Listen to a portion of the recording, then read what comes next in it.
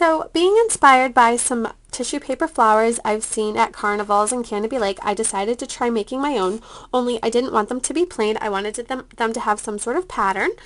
So I'm going to share a flower I made with you using damask designs and some tissue paper.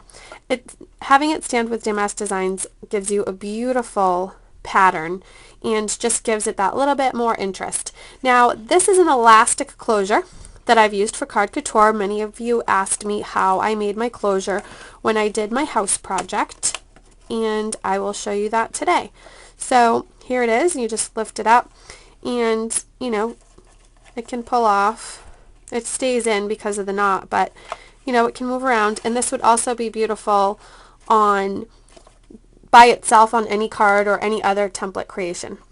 So now let's get started and I'll show you how easy it is to create. All you need to make these pretty paper flowers is the Marvy flower punch, or any punch that you have, some cardstock. I have 4 pieces of tissue paper, basically 2 pieces that are layered and folded at the bottom.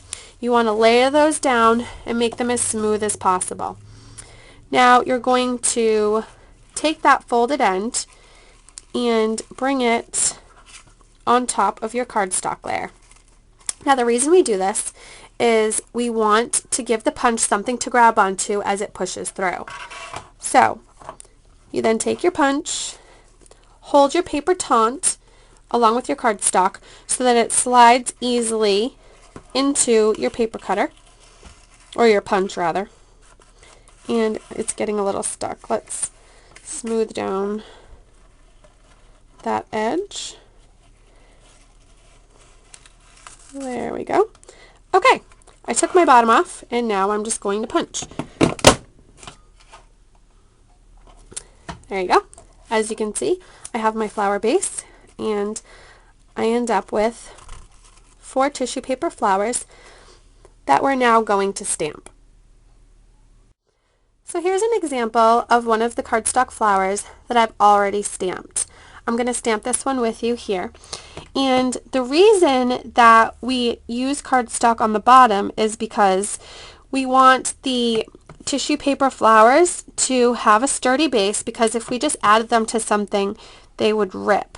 So it gives them a really nice foundation. Now as you can see, the peak and the bottom of this really look nice when you stamp it around this Marvy flower. It can be beautiful all on its own. So we set that aside, and then you stamp that same damask pattern onto the petals of your tissue paper flowers. It's exactly the same thing, and you repeat this on all of them. So you layer them all together, and then you're going to take,